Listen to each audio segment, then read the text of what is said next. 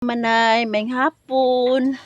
Ni anhi ko din sa kanang kuan manay. Amo ang buhianan ganig karniro sa akong amo. Nagtan-aw ko diri manay, grabe nagbibian nila kadaghan manay. O tan-awa ra gud.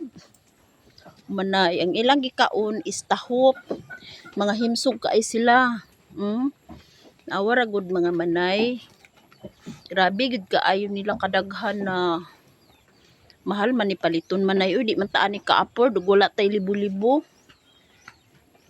Mao nang kung kinsa tong naay kwarta, kung gusto mo mo palit, adto dayon mo Bukidnon kay tuwa dito ang daghan.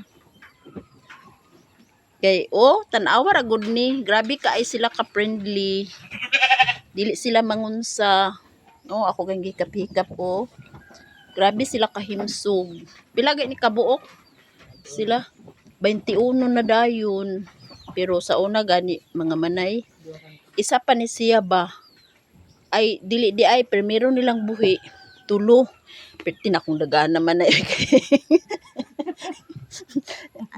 kuan man puntong kuan good lucky kurimaw kaayo manggukod.